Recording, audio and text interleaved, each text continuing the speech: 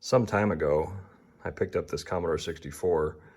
Really wasn't looking for one, but I came across it and it was cheap, and so I went ahead and picked it up. And when I first got it hooked up, it appeared to be somewhat working, but then I got a new cable, and what I noticed was the first time I connected the S-Video is when it did this.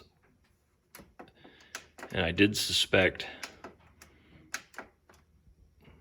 it's different on the AV, I got color there, but I did suspect that the VIC chip was kind of getting flaky, because I did have it working pretty well. I hobbled together a Pi 1541 and I was able to load a couple programs, and it wasn't perfect. I've still not opened this thing up to see what it looks like on the inside. All right, I got the top off, managed to do it without snapping the tabs, and it still has the original shield on it.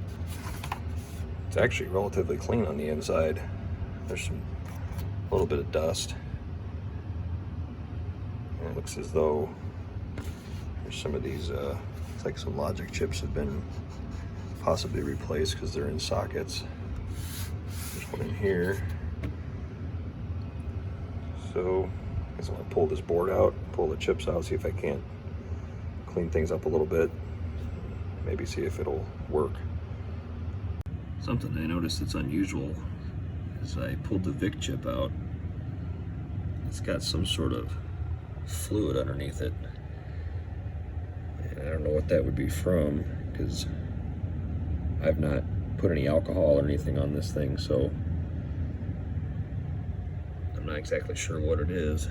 It doesn't look like it leaked out of the chip. It might just be something that's been there for a long time. Okay, I've gone through, I've pulled all the chips that I can pull. I cleaned the sockets the best I could, and reseated everything. So let's see what happens here. Nope, didn't fix anything. Let me see if the S-Video's got color. That's not what I wanted to do. All right.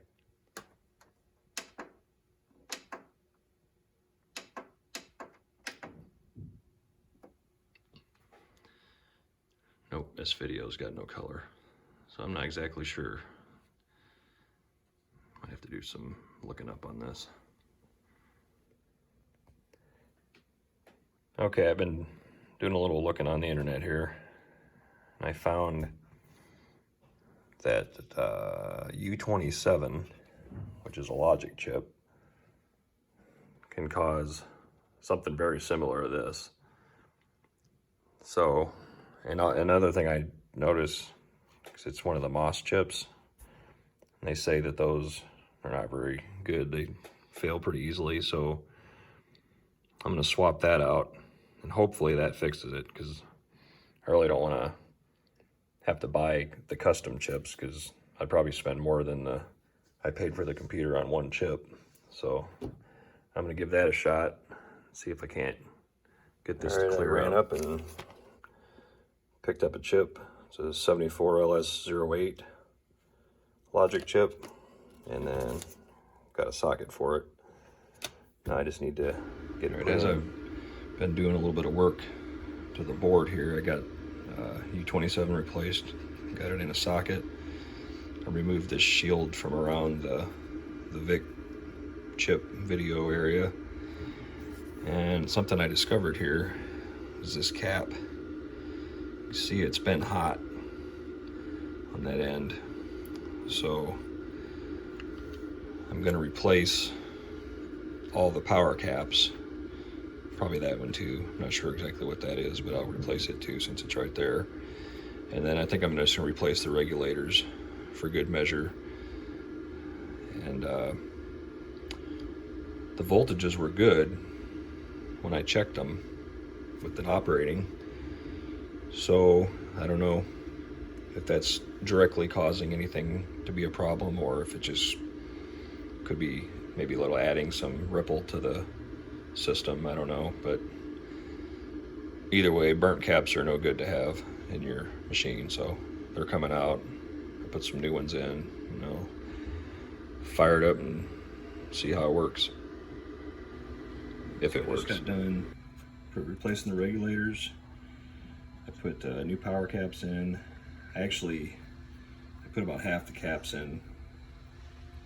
I would have done them all, but I bought them. I went to the local electronics shop and I bought everything he had. He didn't have enough to do the whole thing, but I figured since I was doing it, I might as well just do them all.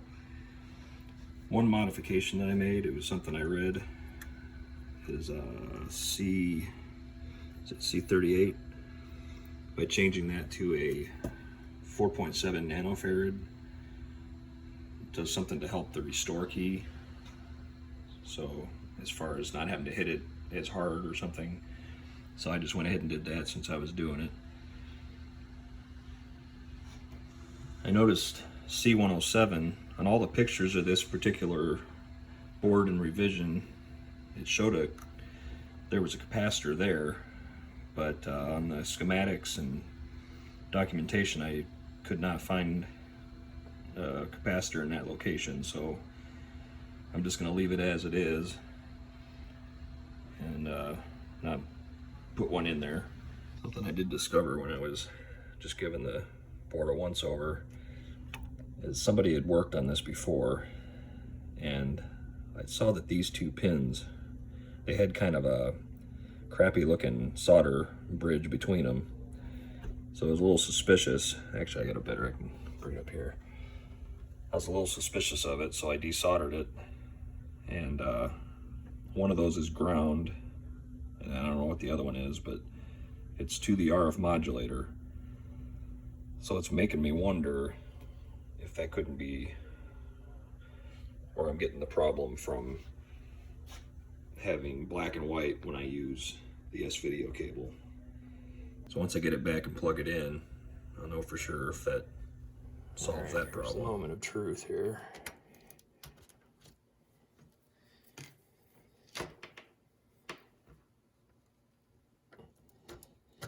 Is it gonna work?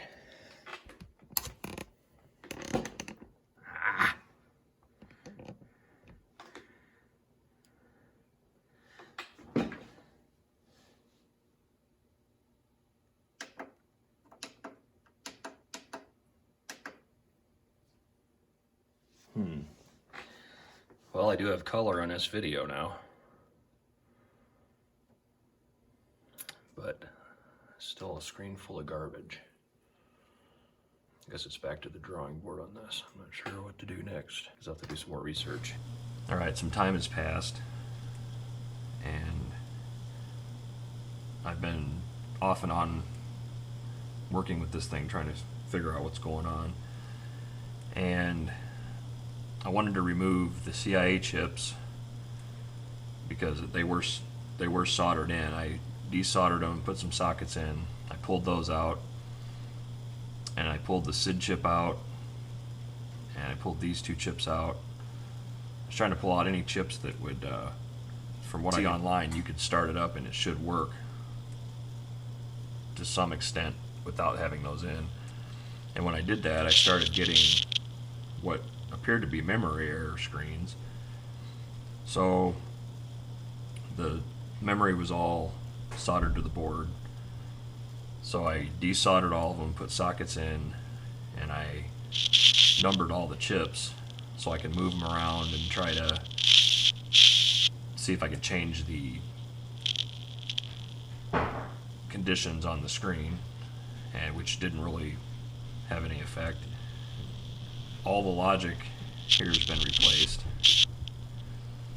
and finally I decided to put all these back in that I had removed, turned it on, and I had a solid blue screen. And looking at the visual guide that pointed to the PLA, so I searched around, and unfortunately there wasn't a lot of the FPGA ones around. Nobody had them in stock, but I did happen to find this one here, and I ordered it on the slow boat from Australia, and it finally made it. So I'm gonna pop this thing in and see if the PLA was the problem all of this time. Okay, I got the new PLA put in. Fire up the TV. Flip the switch. The TV fart. Oh, there we go. So the PLA was the main problem, looks like. Looks like there's a little bit of banding on the screen, but that could just be because it's an LCD. There was a couple programs before that had some garbled graphics, so I think I'm going to load those up and see if it fixed that or if I still have any more issues. Alright, got it hooked up. I already got the load command. I've got my big TV hooked up to the Pi so I can see what's going on. Okay. Okay, so yeah, I still see that weird characters here. Some of the characters up here are kind of strange. I think it was Ghostbusters that had the strange graphics.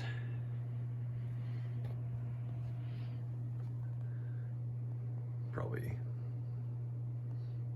I'll make a sandwich and the time it's going to take to load this.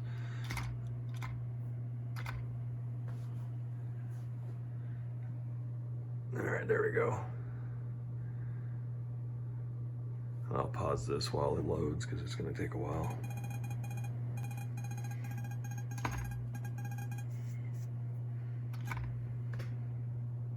Okay. Yeah, the Hirsch doesn't look correct. Everything else seems to be okay. So I don't know if that's a VIC chip issue, which I'm guessing it probably is. So I'm not real sure. I'm gonna try a couple other games here. Looking here on Donkey Kong. And I don't know if you can really tell on the phone, but the graphics don't look really that good. There's like a little bit of strangeness in the colors. So I'm assuming that's a VIC chip. I don't know for sure.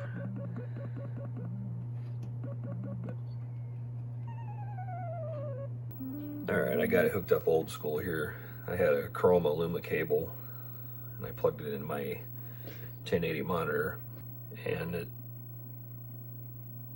looks decent. I mean, I still have the character issues here. I'm almost wondering if that might be the character ROM that's causing that. I'm going to load Donkey Kong up here and see if the colors are still bad or if they look different on the old school monitor. Okay, the intro screen doesn't seem too awfully bad. Let's see.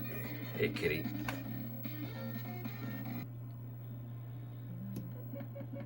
Alright, the colors on the old style screen, CRT screen, don't seem as intense and like washed out as it did on the LCD. It could be the LCDs making it look that way, or maybe the S-Video, because I've heard there's some issues with S-Video on a Commodore 64 of maybe not looking quite right. But as far as the graphical errors in the Ghostbuster game, I haven't been able to find any other programs that have a graphical error within the game that's that prevalent.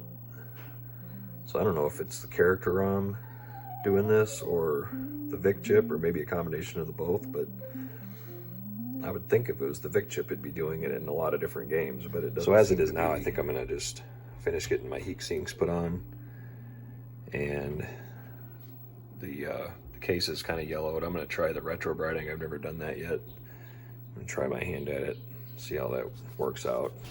Get the keyboard cleaned up, get it all put back together. And then maybe we'll move towards the floppy disk drive. It turns on and it runs, but if I try to run a format, it doesn't work. So there's some issue with that.